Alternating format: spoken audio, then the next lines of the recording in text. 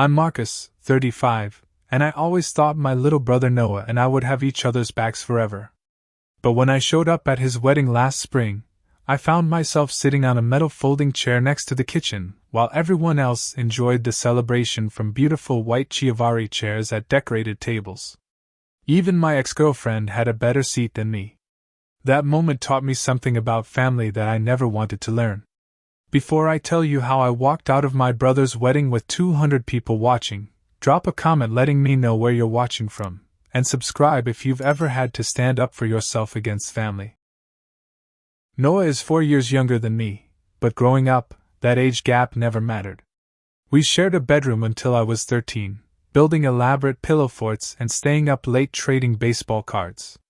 I taught him how to ride a bike, throw a spiral, and talk to girls. We were inseparable, the kind of brothers people commented on. "You two are so close," our neighbors would say. "It's wonderful to see." When our parents divorced, I was 15 and Noah was 11. I still remember the night they told us, sitting us down in the living room with practice speeches that did nothing to soften the blow.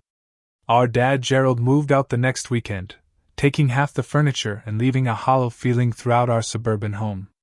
Mom tried her best, working extra shifts at the hospital as a nurse, but she couldn't be everywhere at once. So I stepped up.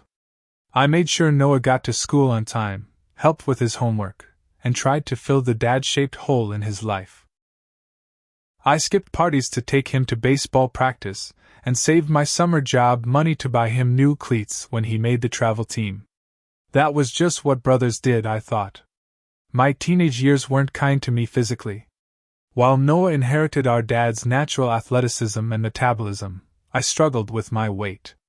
By senior year, I was shopping in the Husky section while Noah was being recruited for the varsity basketball team as a freshman. Our dad never failed to point out the difference. "Why can't you be more like your brother?"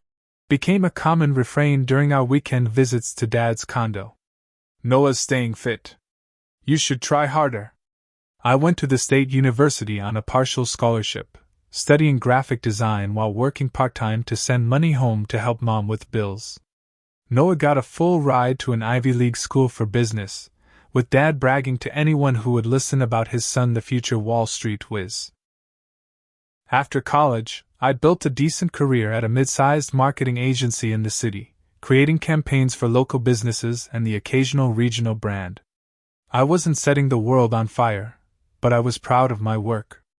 Noah, meanwhile, landed at a prestigious investment bank right out of college, climbing the corporate ladder with impressive speed. Despite our different paths, we stayed close. Sunday dinners at Mom's. Monthly basketball games at the YMCA where he'd still let me win occasionally. Late-night phone calls when either of us needed advice. I was there when he closed on his first condo, helping him move furniture up 3 flights of stairs in August heat. He was there when my girlfriend of 5 years, Sophia, left me for someone she met at her law firm. Then Noah met Vanessa at a charity gala 3 years ago. She came from old money, the kind of family with a summer home in the Hamptons and skiing trips to Aspen. Her father owned a chain of luxury hotels, and she worked as their director of public relations. She was beautiful, polished, and impossibly put together. The first time Noah brought her to meet the family, I noticed how her eyes lingered just a moment too long on my worn jeans and the tight fit of my button-down shirt. Her smile never quite reached her eyes when she spoke to me. "Noah tells me you do graphic arts?" she asked over dinner. "Graphic design," I corrected. "I'm a senior designer at Crawford Agency now." "How quaint," she replied before turning to ask our mother about her china pattern. After that night, Noah started changing. Small things at first. He stopped suggesting we meet at our favorite dive bar, preferring upscale lounges Vanessa approved of. He got a new wardrobe, traded his reliable Subaru for a BMW, and started using words like summer as a verb. Our mother Evelyn noticed the changes but treated us the same as always. When we visited her modest home, she still made Noah's favorite lasagna and my preferred apple pie. She hugged us both the same way, asked about our lives with genuine interest, and never compared us. Our father Gerald was a different story. He and Vanessa hit it off immediately, bonding over golf and investment strategies. Suddenly, Noah and Vanessa were invited to Dad's country club, to his business associates' dinner parties, to his new wife Patricia's garden soirees. I rarely received those invitations, and when I did, there was always an underlying tension. "Marcus, have you thought about trying that new keto diet?" Dad asked at one such gathering, loud enough for nearby guests to hear. Noah and Vanessa swear by it. Through it all, I remained Noah's biggest supporter. When he called at midnight panicking about whether to accept a risky promotion, I talked him through the pros and cons until 3 a.m. When he needed advice about the perfect engagement ring for Vanessa, I spent weekends accompanying him to jewelers until he found a 4-carat diamond that cost more than my annual salary. I never begrudged Noah his success or happiness. But somewhere along the way, my little brother who once looked up to me began looking past me, and I couldn't ignore the sinking feeling in my stomach that warned me things would never be the same. The wedding invitation arrived in a heavy cream envelope with gold foil lettering 8 months before the big day. Inside, thick cardstock announced Noah and Vanessa's wedding at the Hawthorne Estate, one of the most exclusive venues in the state. I traced my finger over my name, printed in elegant calligraphy, with a small +1 beside it. That stung a bit. Noah knew Sophia and I had broken up just 2 months earlier. He'd been on the phone with me the night it happened, listening to me try not to cry as I explained how she'd packed her things while I was at work, leaving only a note and her key on the kitchen counter. I hadn't dated anyone since. Still, this was my brother's wedding. I was determined to be there, to support him on his big day. I pinned the invitation to my refrigerator and started planning. First was the matter of my appearance. I'd put on more weight after the breakup, finding comfort in late-night pizza and beer. Looking at myself in the mirror, I knew I needed to make changes before facing Vanessa's family and friends. I signed up for a gym membership the next day, working with a trainer named Diego who pushed me through grueling sessions 3 times a week. I overhauled my diet, meal prepping chicken and vegetables on Sundays, cutting out the takeout that had become my staple. By month 3, I dropped 20 pounds. It wasn't dramatic, but my suits fit better, and I felt more confident. The suit itself was another consideration. I knew this wedding would be high-end, with guests likely wearing designer labels. I saved for months, eating ramen and declining happy hours with coworkers, to afford a custom-tailored suit from a boutique downtown. The dark navy fabric cost more than I'd ever spent on clothing, but when I stood for the final fitting, even the tailor nodded approvingly. "Your brother won't be able to outshine you in this," he joked, not knowing how impossible that would be. For Noah's gift, I wanted something meaningful. Something that showed the depth of our bond despite our differences. I remembered a vintage watch he'd admired in a shop window years ago during a weekend trip to Chicago. It had taken months of searching online auctions and specialty shops, but I finally found one similar to it. The 1960s Omega Seamaster cost 3 months of my rent, but seeing his face when he opened it would be worth the overtime hours and freelance projects I'd taken on to afford it. As the wedding drew closer, one question kept nagging at me: why hadn't Noah asked me to be his best man? Throughout our lives, we'd made promises about standing beside each other on our wedding days. When we were teenagers, it seemed like a given. Now, Noah had chosen his college roommate Bradley, a private equity manager with perfect teeth and a summer house next door to Vanessa's family in the Hamptons. My friend Trevor tried to reassure me over beers one night. "Wedding parties are political now," he said, picking at the label on his bottle. "Maybe Vanessa wanted him to choose someone who fits better with her crowd." "I'm his brother," I replied, the hurt evident in my voice. "Who fits better than family?" A week before the wedding, Noah finally called. I'd been expecting it, hoping for a heart-to-heart, maybe an explanation about the best man decision, or just a moment of connection before his life changed forever. "Hey, Marcus," he said, sounding distracted. I could hear voices in the background, the clink of glasses. "Just checking if you're all set for next weekend." "Yeah, all good. Got my suit, booked my hotel. I'm looking forward to it." Great, great. He paused, and I heard a woman's voice calling his name. Vanessa. Listen, I've got to run. Rehearsal, dinner details, and all that. See you there, okay? The call ended before I could say more. 3 minutes. That's all the time my brother had for me. 2 nights before the wedding, there was a family dinner at an upscale restaurant downtown. Vanessa's parents hosted, making it clear this was their show from the moment we arrived. Her father Richard ordered expensive bottles of wine without consulting the table, while her mother Catherine air-kissed guests as they arrived, her diamond bracelet catching the light with each movement. I was seated at the far end of the table, between Noah's former soccer coach and a distant cousin I barely knew. Vanessa worked the room with practiced charm, but somehow never made it to my end of the table. Noah stopped by briefly, clapping me on the shoulder before being pulled away to meet some important business associate of his future father-in-law. As I waited for my Uber outside the restaurant, I overheard Vanessa talking to her bridesmaids near the valet stand. Noah's brother is coming alone, she said, not realizing I was within earshot. I tried to seat him with some single girls, but honestly, I'm not sure what they'd have in common. The bridesmaids laughed, and I stepped deeper into the shadows, suddenly grateful for the darkness hiding the flush of humiliation creeping up my neck. The morning of the wedding dawned bright and clear, the kind of perfect spring day that wedding photographers dream about. I stood in front of the hotel mirror, adjusting my tie for the 5th time. The navy suit fit well, emphasizing the progress I'd made at the gym. I'd gotten a fresh haircut the day before, and splurged on an expensive cologne. Despite everything, I felt optimistic. This was Noah's day, and I was determined to put aside my hurt feelings and celebrate my little brother. The Hawthorne estate was even more impressive in person than in the photos I'd seen online. Sprawling gardens surrounded a historic mansion, with white chairs arranged in perfect rows for the ceremony.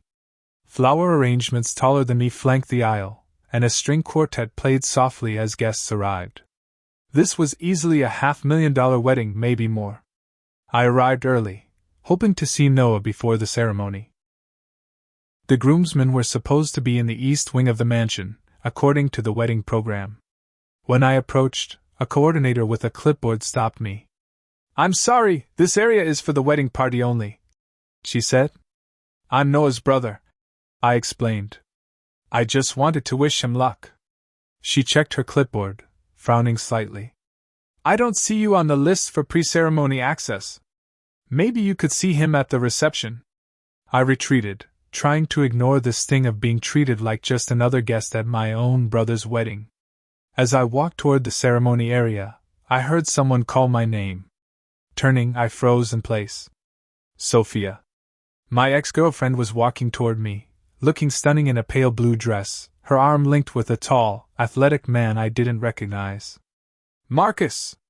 I wasn't sure if you'd be here," she said, leaning in for an awkward half-hug. "Why wouldn't I be at my brother's wedding?" I asked, trying to keep my tone light. "Oh, well, you know. I just..." She trailed off, then gestured to her companion. "This is Cameron. Cam, this is Marcus." Cameron extended his hand, his grip unnecessarily firm. "Nice to meet you. Sophia's told me a lot about you." "I bet she has," I thought, but forced a smile. "How do you know the couple?" I asked, genuinely confused about why my ex would be invited. "Vanessa and I were in the same sorority," Sophia explained. "When she heard about our situation, she reached out and made sure we both received invitations." Wasn't that thoughtful? Thoughtful wasn't the word I would have chosen. I excused myself, claiming I needed to find my seat, but the truth was I needed space to process this new information. Vanessa had specifically invited my ex-girlfriend and her new boyfriend to the wedding, ensuring I would face them during what was already an emotionally charged day. As I found my way to the ceremony area, I was stopped by my Aunt Debbie. "Marcus, sweetheart. Don't you look handsome?" she said, patting my cheek. "I was just wondering why you're not up there with the groomsmen." I thought for sure Noah would have his big brother standing beside him. "Noah has a lot of close friends," I said diplomatically. Bradley's known him since college. Still, she persisted, family is family. Your grandfather would have never understood this. In our day, brothers were always best men. I nodded noncommittally and moved on, only to be asked variations of the same question by 3 more relatives. By the time I took my seat in the 4th row, firmly on the groom's side but not in the reserved family section of the first 3 rows, my confidence was crumbling. The ceremony itself was beautiful, I had to admit. Vanessa appeared at the end of the aisle in a custom gown that probably cost more than my car, escorted by her beaming father. Noah looked happier than I'd seen him in years, his face lighting up as his bride approached. During their vows, Noah's voice cracked with emotion, and for a brief moment, his eyes found mine in the crowd. I gave him an encouraging nod, and he smiled back, a flash of the little brother I'd always known breaking through the polished exterior he'd developed. For that moment, it felt like nothing had changed between us. After the ceremony, guests were directed to a separate area of the estate for the reception. As I walked along the winding path lined with lanterns, I felt a growing sense of unease. Something about Sophia's presence, the coordinator's dismissal, and my family's questions had left me feeling off balance, like I was playing a role in someone else's script without knowing my lines. The reception venue was a renovated barn, transformed into an elegant space with crystal chandeliers, white roses cascading from ceiling installations, and tables draped in silk linens. A massive ice sculpture of intertwined swans stood beside a champagne fountain, and a 10-piece band was setting up on a raised platform. As guests filtered in, they consulted the large seating chart near the entrance. I joined the crowd, scanning for my name among the calligraphed cards. Table 1 was for the bride and groom, their parents, and the best man and maid of honor. Tables 2 through 5 were for close family and the wedding party. I checked them all, then moved on to tables 6 through 10, reserved for extended family and close friends. My name wasn't there. I double-checked, then triple-checked, feeling increasingly confused. Had there been a mistake? "Excuse me," I said, approaching a young woman with a headset who seemed to be coordinating things. Her name tag read Melissa. "I can't seem to find my name on the seating chart." "I'm Marcus Williams, the groom's brother." Melissa's professional smile faltered for just a second. "Let me check my list," she said, flipping through pages on her clipboard. When she found what she was looking for, her expression shifted to one of discomfort. "Ah, yes. Mr. Williams. If you'll follow me, please." She led me through the beautifully arranged tables, past family members and friends who were already finding their assigned seats and admiring the elaborate centerpieces. We walked all the way to the back of the venue, where the lighting was dimmer and the music from the band would be loudest. There, beside a swinging door that led to the kitchen, was a single folding chair at a small round table without a centerpiece or the personalized place settings that adorned every other table. "There must be some mistake," I said, looking around in confusion.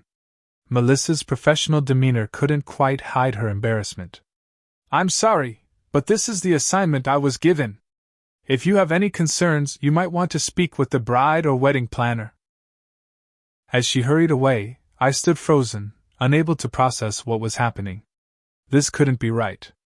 I was Noah's only brother, his closest family member after our parents. Why would I be seated alone by the kitchen? I was still standing there when Vanessa approached, her wedding gown rustling as she walked. Her smile was perfect, practiced, not reaching her eyes. "Marcus, is everything all right? The reception is starting. Vanessa, there seems to be a mix-up with the seating. I'm apparently assigned to this chair." I gestured to the folding metal seat, so out of place among the white Chiavari chairs at every other table. She glanced at the chair, then back at me, her expression unchanging. "It's just for +1s," she said smoothly. "We had limited seating. I'm sure you understand." I looked around the room, taking in the dozens of tables, all with proper settings. "But I'm not a +1. I'm Noah's brother." "Of course you are," she said, her tone suggesting I was being difficult. "But the family tables were arranged months ago." You're attending alone, so we had to make some last-minute adjustments. It's really not a big deal. As she spoke, I noticed Sophia and Cameron being seated at table 7, among friends of the couple. They had proper chairs, elaborate place settings, and a stunning centerpiece. Even my ex-girlfriend rated higher than family. The reception hall continued to fill with elegantly dressed guests as I stood awkwardly by my assigned seat. The contrast between my isolated folding chair and the lavish arrangements everywhere else couldn't have been more stark. Crystal chandeliers cast a warm glow over the room, illuminating centerpieces of white roses and baby's breath that adorned every table except mine. Each guest had a personalized place setting with their name written in gold calligraphy, complete with custom menus and wedding favors wrapped in silk ribbons. My table had none of these touches. Just a metal folding chair, a plain white plate, and generic silverware that looked like it belonged in the kitchen rather than at a guest's place. No place card, no menu, no wedding favor. The message was clear. I was an afterthought, barely accommodated. After Vanessa left me standing there, I reluctantly took my seat, trying to make myself as inconspicuous as possible. The kitchen doors swung open periodically, servers rushing past with trays of appetizers and champagne, sometimes bumping my chair in their haste. Each time the door opened, noise from the kitchen crashed into the elegant atmosphere of the reception, clattering dishes, shouted instructions, the hiss of steam. From my vantage point, I could see the entire reception unfold, though I was hardly part of it. The wedding party entered to applause, Noah and Vanessa taking their places at the head table on a slightly raised platform. Noah scanned the room as he sat down, perhaps looking for me, but his attention was quickly pulled away by Bradley clapping him on the shoulder. Waitstaff circulated with champagne and hors d'oeuvres, somehow managing to skip my corner consistently. After 15 minutes of watching everyone else sip champagne, I stood and approached a passing server directly. "Could I have a glass, please?" I asked. The young man looked startled, as if he hadn't noticed me before. "Of course, sir. I apologize." He handed me a flute and hurried away, looking embarrassed. As I returned to my solitary seat, I noticed Vanessa's bridesmaids at a nearby table, whispering and glancing in my direction before dissolving into poorly concealed laughter. My face burned with humiliation as I took a large swallow of champagne. The table closest to mine was filled with distant relatives of Vanessa's whom I'd never met. They chatted among themselves, occasionally casting curious glances my way but never including me in their conversation. I overheard fragments about the bride's impeccable taste, and how every detail has been perfectly planned. Every detail indeed, I thought bitterly, including my isolation. My phone buzzed in my pocket. A text from Trevor. "How's it going? Wedding as fancy as expected?" I couldn't bring myself to respond. How could I explain this situation without sounding pathetic? That my own brother's wife had relegated me to what amounted to the service entrance? That I was being treated worse than ex-girlfriends and casual acquaintances? The DJ announced dinner would be served shortly, following the speeches. I watched as Noah's father stood at the head table, raising his glass to toast his son and new daughter-in-law. My mother followed with her own emotional speech about welcoming Vanessa to the family. Bradley, as best man, shared stories of Noah in college that had the crowd laughing appreciatively. Not once did anyone mention me, Noah's only brother who had helped raise him after our parents' divorce. Not one acknowledgement of our relationship or my place in his life. It was as if I barely existed in their narrative of Noah's life. As the speeches continued, I noticed a server explaining something to a confused-looking older couple who had apparently been directed to join me at my table. The server apologetically redirected them to a properly set table across the room. So not only was I isolated, but efforts were being made to ensure I remained alone. The final humiliation came when Vanessa's maid of honor, a willowy blonde named Heather, took the microphone. After the standard compliments and well wishes, she raised her glass with a smirk. "I knew Vanessa had found the right man when I saw how thoroughly Noah had been vetted and approved by the entire Chamberlain family," she said, her eyes drifting pointedly in my direction. We all know how important proper family connections are to the Chamberlains. Several guests chuckled knowingly, and I saw Vanessa's mother nodding in agreement. The implication was clear. I was the family connection that didn't meet their standards. As servers began delivering plated salads to the tables, I sat with my hands clenched in my lap, a war raging inside me. Part of me wanted to leave immediately, to escape this calculated humiliation. But another part, the big brother who had always put Noah first, hesitated. Would walking out ruin his wedding day? Would I become the villain in their story, the jealous brother who couldn't handle not being the center of attention? Then I looked up and saw Sophia leaning against Cameron, both laughing at something someone at their table had said. I saw my father at the family table, not once having looked in my direction or questioned my absence from the proper family seating. I saw Vanessa whispering something to Noah, who nodded without looking up. And something inside me broke. 30 minutes I had sat at that folding chair, watching everyone else enjoy the reception while I was treated like an unwelcome intruder. 30 minutes of kitchen noise in my ear and servers bumping my chair. 30 minutes of being ignored, excluded, and mockingly observed. It was enough. My hands were shaking as I reached under my chair for the carefully wrapped gift box containing the vintage watch. The wrapping paper was slightly crushed from being stored under the chair, the bow a bit flattened. Like me, it had been treated carelessly, an afterthought. My phone buzzed again. Another text from Trevor. Everything okay? No, everything was not okay. And for once in my life, I wasn't going to pretend it was. The physical sensations of humiliation had become overwhelming, my face burning hot, my chest tight with anger and hurt, my hands trembling with a mix of indignation and grief. The champagne I'd consumed on an empty stomach churned uncomfortably. Every laugh from nearby tables seemed directed at me, every glance a judgment. I had spent my whole life making myself smaller, less noticeable, accepting less than I deserved to keep peace in the family. I had supported Noah unconditionally, celebrated his successes, helped him through failures, been the brother he needed through every phase of life. And my reward was a folding chair by the kitchen, while everyone else enjoyed the celebration. Something fundamental shifted inside me as I stood up, gift box in hand. For once, I wasn't going to swallow my pride and accept disrespect for the sake of keeping others comfortable.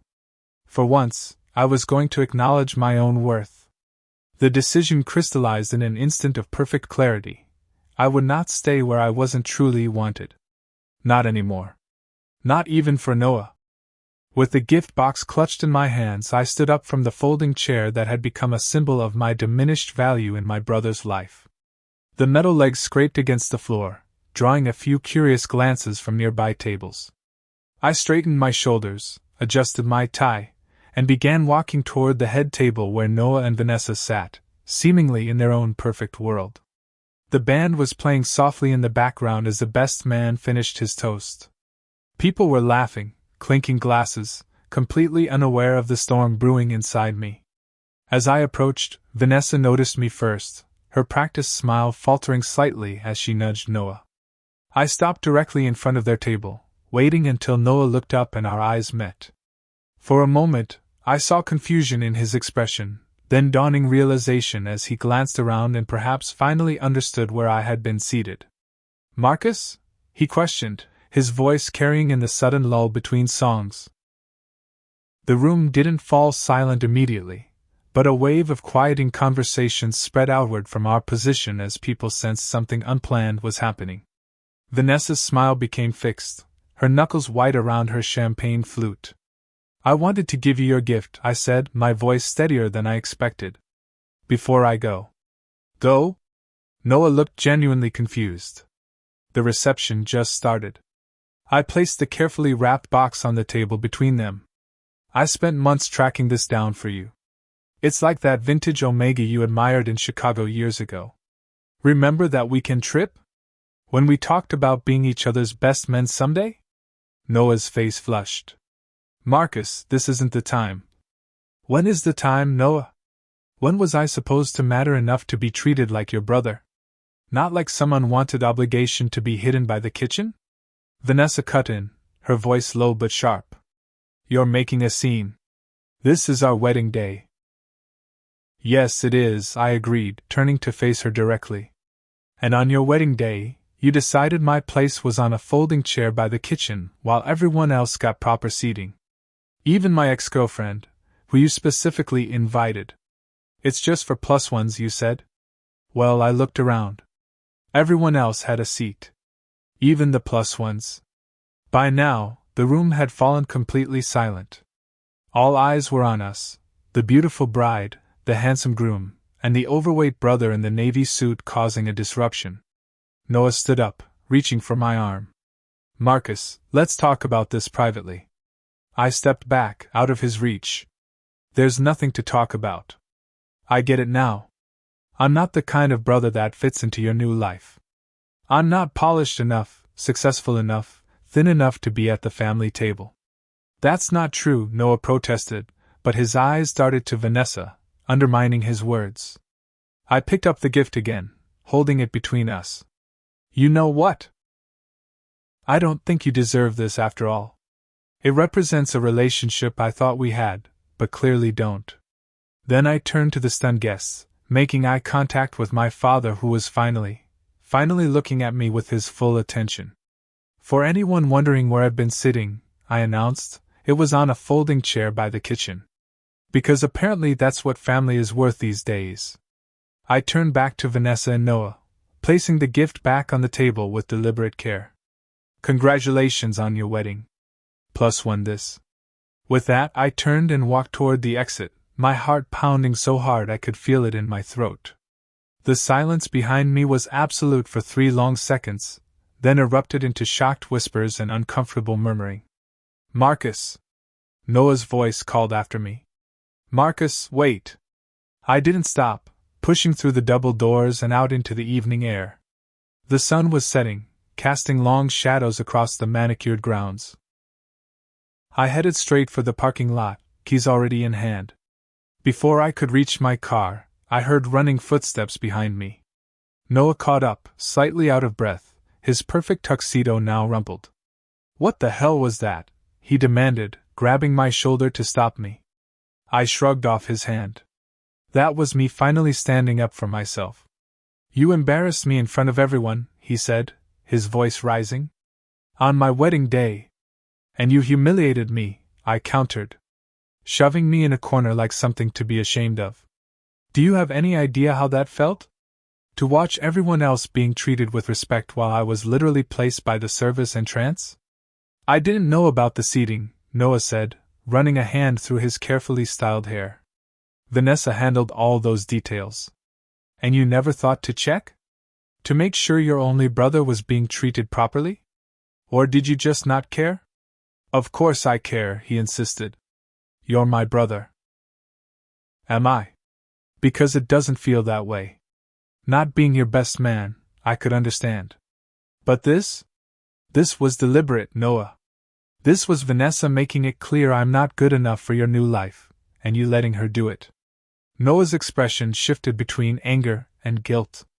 Vanessa was stressed about the seating. We had last-minute RSVPs. Table arrangements had to be adjusted. It wasn't personal. It was absolutely personal, I said, my voice breaking slightly. You think I don't see how she looks at me? How she's been pulling you away since day one. And you've let it happen. The brother who taught you to ride a bike, who took you to your first concert, who loaned you money when you were broke in college, that brother wasn't good enough to sit with family at your wedding. You're overreacting, Noah said, but his eyes couldn't meet mine. Am I? Where was I seated, Noah? Did you even know? His silence was answer enough. That's what I thought, I said, turning back toward my car. So that's it? You're just leaving? He called after me. I stopped, my back still to him. You know what hurts the most? It's not the chair. It's not even Vanessa's obvious disdain.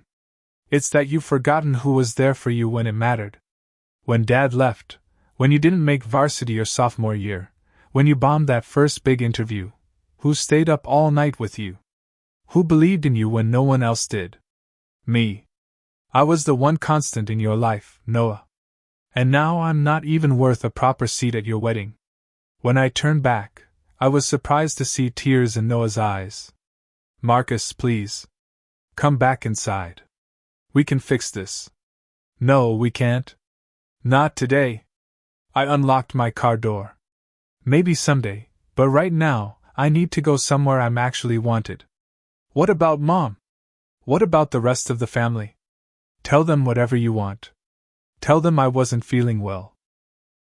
Or tell them the truth, that I refused to be treated like a second-class citizen at my own brother's wedding. As I got into my car, Noah made one last attempt.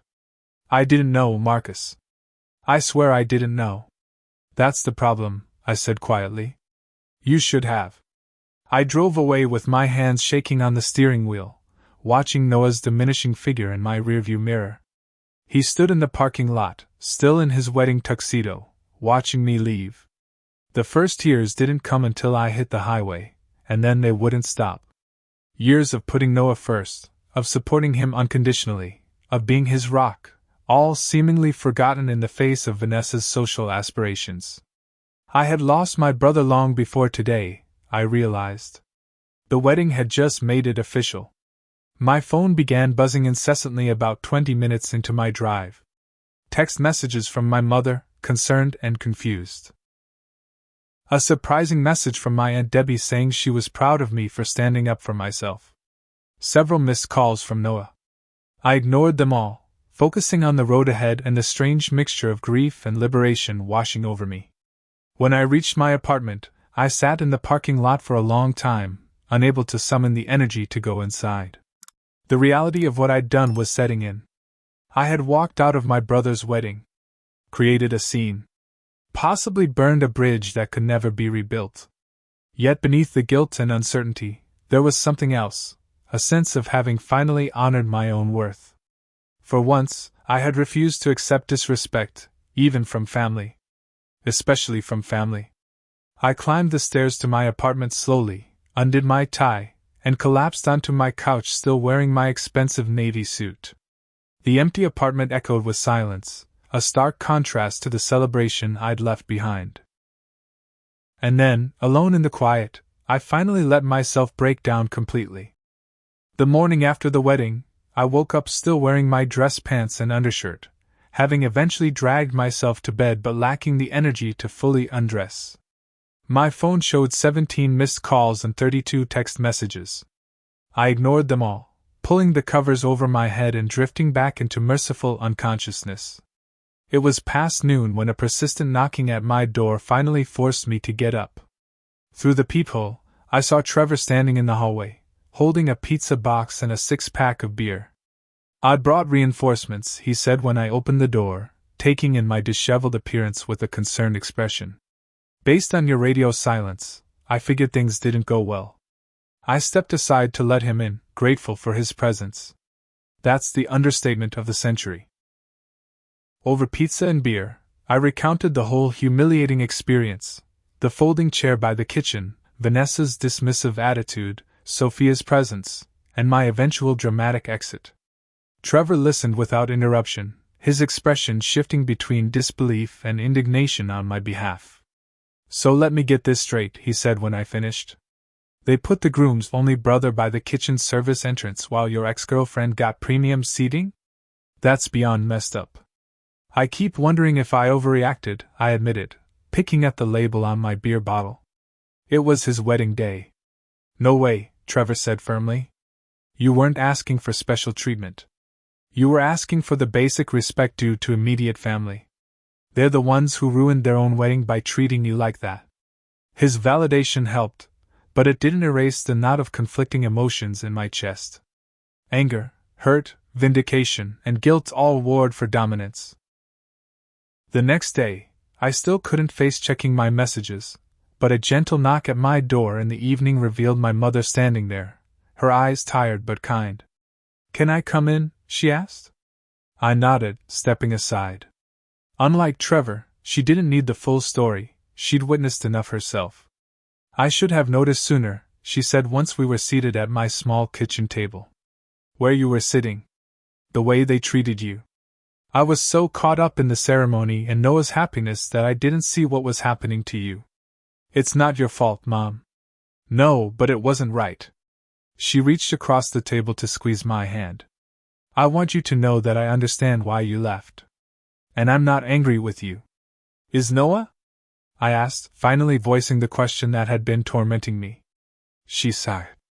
He's confused. Embarrassed. The reception continued, but there was this awkwardness hanging over everything. People whispering. Vanessa's parents trying to smooth things over. And Vanessa? My mother's expression hardened slightly. Furious, of course. Claims you deliberately tried to ruin her perfect day. But between us, several relatives noticed your absence from the family tables before your departure. There were questions being asked. I'm sorry if I made things difficult for you, I said, genuinely concerned about putting my mother in an uncomfortable position.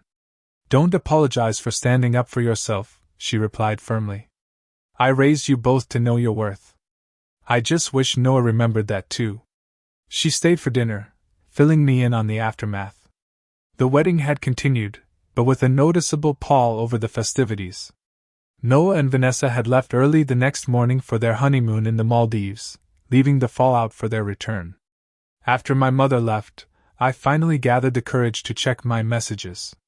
Most were variations of, "What happened?" or "Are you okay?" from friends and relatives.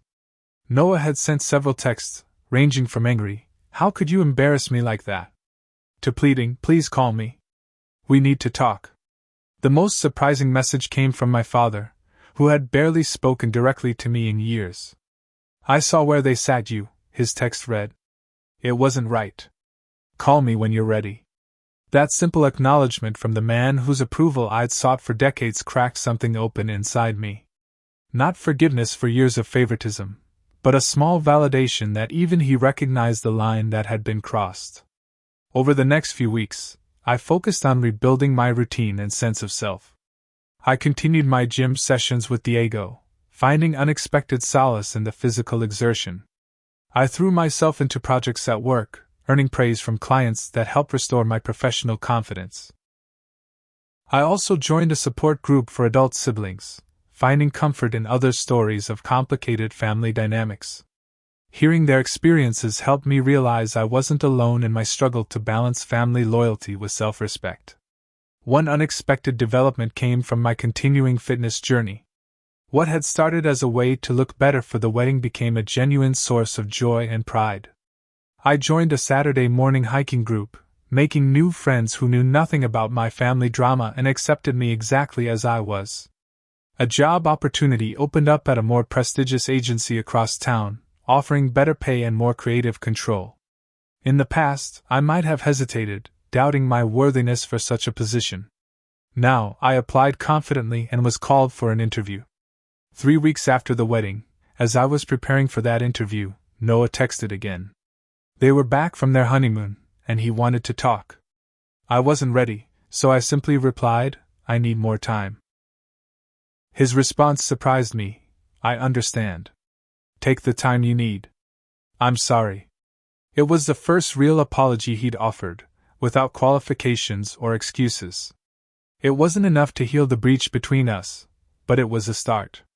My Aunt Debbie called around the same time, ostensibly to check on me but really to share the family gossip. "You should know that several people noticed how you were treated," she said.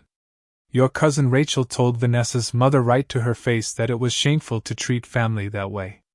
And your Uncle Paul refused to give them the expensive artwork he'd planned as a gift. I hadn't expected allies in the extended family, people willing to stand up for me even in my absence. Their support, even after the fact, helped ease the isolation I'd felt." Perhaps the most unexpected message came from Sophia. A simple text, "What Vanessa did was cruel. For what it's worth, I respect how you handled it."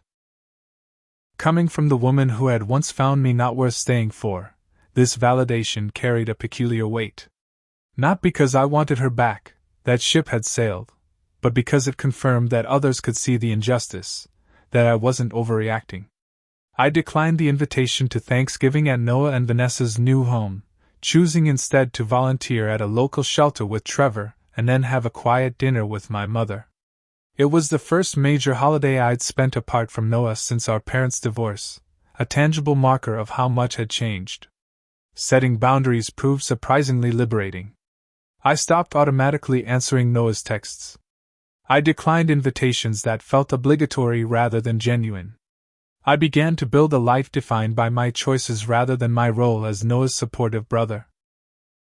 The therapist I started seeing helped me recognize patterns I'd never acknowledged: how I'd defined my worth through Noah's needs, how I'd accepted disrespect to keep peace, how I'd internalized our father's comparisons until they became my own inner critic. The chair by the kitchen wasn't the real issue, Dr. Harper told me during one session. It was just a physical manifestation of a pattern that's existed for years. Your reaction wasn't just about that day, it was about finally saying enough to all of it. She was right. The folding chair had simply been the last indignity in a long history of accepting less than I deserved. Walking out of that wedding wasn't just leaving a celebration, it was walking away from a role that no longer fit, a dynamic that had become unhealthy for both Noah and me. By the time Christmas approached, 3 months after the wedding, I had declined enough family invitations that Noah finally got the message. We couldn't simply return to our old relationship without addressing what had happened. Something fundamental had to change. 3 months after the wedding, I barely recognized my life.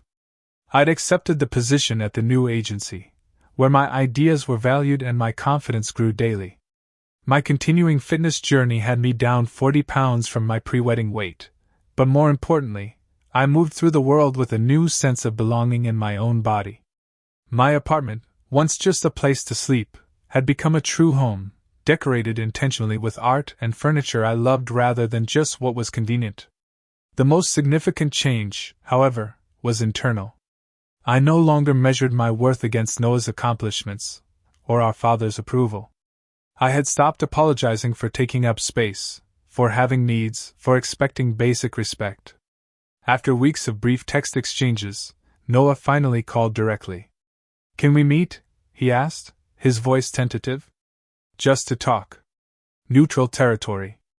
I suggested a coffee shop downtown, halfway between our workplaces. When I arrived, Noah was already there, looking less polished than usual in jeans and a sweater, dark circles under his eyes suggesting he wasn't sleeping well. "Thanks for coming," he said as I slid into the seat across from him. "I wasn't sure you would." "I almost didn't," I admitted. "But we need to have this conversation eventually." We sat in awkward silence for a moment, years of easy communication suddenly replaced with uncertainty. Noah finally spoke first. "I've been doing a lot of thinking since the wedding," he said, staring into his coffee. "About us. About the kind of brother I've been." "And what conclusions did you reach?" I asked, keeping my tone neutral. He looked up, meeting my eyes directly. "That I let you down. That I'd been letting you down for years, actually. I got so caught up in Vanessa's world, in trying to be the person she wanted, that I forgot who was always there for me before she came along." "It wasn't just about not being your best man," I said quietly. "It was about being treated like I was something to be ashamed of. Something to hide away." "I know," Noah nodded, his expression pained. "And I want to say I had no idea about the seating, but the truth is more complicated. Vanessa mentioned wanting to seat you somewhere appropriate since you were coming alone. I didn't ask what she meant." "I should have." "Yes, you should have," I agreed. "But it wasn't just that day, Noah. It's been happening gradually since you met Vanessa. The cancelled plans. The way you changed around her. The country club invitations that mysteriously never included me." Noah ran a hand through his hair, a gesture so familiar it made my chest ache with nostalgia for simpler times. "You're right. I knew she could be status-conscious. Image-focused. But I told myself that was just her background, how she was raised. I didn't want to see how it affected you." "And now?" I asked, hearing the vulnerability in my own voice. "Now I can't unsee it," he said. "After you left, things were tense. Really tense. Vanessa was furious, saying you'd ruined everything on purpose. But then people started asking questions. Aunt Debbie confronted her about where you'd been seated. Mom was upset. Even Dad seemed uncomfortable with the whole thing. Dad texted me, I said. It surprised me. Noah's eyebrows rose. He didn't tell me that. But the thing is, Marcus, once I started seeing how Vanessa had treated you, I started noticing other things too. How she talks about my friends from before we met. How she makes little comments about Mom's house. It's opened my eyes to a side of her I've been ignoring. I could hear the pain in his voice and felt a surprising surge of compassion despite everything. Marriage is still new. People adjust, grow together. Or they don't, Noah said quietly. We've been fighting a lot. About the wedding, about her attitude toward you, about finances. She wanted to buy a vacation property in the Hamptons next to her parents. I suggested we wait, build our savings first. It didn't go over well. I didn't know what to say. Part of me felt vindicated hearing that Vanessa's true colors were showing, but another part genuinely hurt for my brother. I'm not telling you this for sympathy, Noah continued, as if reading my thoughts. I'm telling you because I want you to know that I see it now. I see what you saw all along. And I'm sorry I didn't listen. I appreciate that, I said carefully. But Noah, I can't just go back to how things were. I need to know that you respect my boundaries, that you won't let anyone, including Vanessa, treat me like I'm somehow less worthy because I don't fit certain expectations. I understand, he nodded. And I don't expect things to be fixed overnight. I just hope we can start rebuilding. You're my brother. I miss you. The simple honesty of those words, I miss you, cut through my remaining defenses. I missed him too, the brother I'd grown up with, the one who knew my history, who shared my references and inside jokes, who had been my constant before everything changed. We can try, I said finally. Slowly. Noah's relief was visible, his shoulders dropping as tension released. That's all I'm asking for. We talked for another hour, more openly than we had in years. About our childhood, our parents' divorce, the roles we'd fallen into. About how Noah had sought our father's approval through achievement, while I'd sought it through constant support of others. About how neither approach had really worked. You should know, I said as we prepared to leave, I'm not the same person I was at your wedding. I've changed. I won't be the brother who accepts scraps of attention or respect anymore. Good, Noah said with surprising firmness. I don't want you to be. I want you to be who you really are. I've missed that guy. We parted with an awkward hug that became genuine halfway through, not fully healed but on a path towards something new and potentially healthier than before. 2 weeks later, I met Alicia at a charity auction hosted by my new agency. She was smart, funny, and refreshingly direct, a pediatric surgeon with no patience for pretense. On our third date, I told her about the wedding incident, expecting sympathy but receiving something better, understanding. You set a boundary, she said simply. That's healthy. With Alicia, I found myself in a relationship based on mutual respect rather than codependency or convenience. She valued my creativity, challenged my thinking, and accepted me completely, folding chair incidents and all. My father's tentative outreach continued, leading to an uncomfortable but necessary lunch where he acknowledged, in his limited way, the favoritism he'd shown Noah over the years. I didn't make things easy for you, he admitted, which from Gerald was practically a dramatic confession. I had a fixed idea of success that I expected you both to follow. It wasn't a complete transformation, but it was a start. The real test came at my mother's birthday dinner 6 months after the wedding. Noah and Vanessa would be there, our first family gathering together since the incident. I brought Alicia, whose hand in mine provided silent strength as we entered the restaurant. The dynamics were immediately, visibly different. My mother embraced me first rather than Noah, making a point of introducing Alicia to everyone with genuine enthusiasm. My father asked about my new job with actual interest. And Noah, watching me navigate the room with new confidence, seemed both proud and slightly bewildered by the shift. Vanessa was cooler, her smile not reaching her eyes when we were introduced to each other's partners. But I noticed she was careful to include me in conversation, to acknowledge my comments, to at least perform the basics of respect. At one point, I found myself alone with her at the bar while waiting for drinks. I never got to properly apologize for the wedding seating, she said, her tone suggesting this was rehearsed. It was poor planning on my part. Not exactly taking responsibility, but I appreciated the effort. Thank you for saying that, I replied neutrally. She studied me for a moment. You seem different. I am different, I confirmed. We all are, I think. Later, I overheard her complaining to Noah about my mother's choice of restaurant. Couldn't we have gone somewhere more upscale? And caught his firm response. This is Mom's favorite place. It's not about impressing anyone. It was a small moment, but it signified a real change.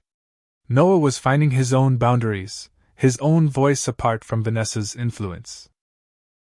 By the time the holidays arrived, Noah and I had established a new rhythm of occasional lunches and regular texts.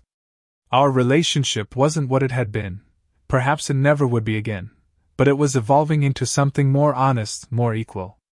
I learned he was seeing a therapist too, working through his own issues with our father's expectations and Vanessa's controlling tendencies.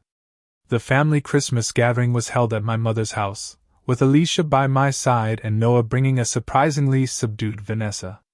When gifts were exchanged, Noah handed me a small box with uncharacteristic nervousness. Inside was a vintage watch, not identical to the one I'd almost given him at the wedding but similar in style. The note read simply, "To new beginnings and better brothers. Love, Noah." I met his eyes across the room and nodded, a silent acknowledgement of how far we'd come and how far we still had to go. That night, as Alicia and I drove home, she asked if I regretted walking out of the wedding. Not for a second, I replied without hesitation. It was painful, it was dramatic, but it was necessary. Sometimes the bravest thing isn't staying when you're mistreated, even by family. The bravest thing is walking away and showing them that your self-respect isn't negotiable. That day at the wedding, I wasn't just walking away from a folding chair by the kitchen, I was walking toward the person I deserved to be. If you've ever had to stand up to family who didn't value you properly, I want to hear your story in the comments. Was there a moment when you finally said enough, like I did? How did it change your relationships? Drop a like if this resonated with you, subscribe to hear more stories about finding your worth, and share this with someone who might need to hear that it's okay to demand the respect they deserve. Thank you for listening to my journey, and remember, you're never just someone's +1 in your own life story.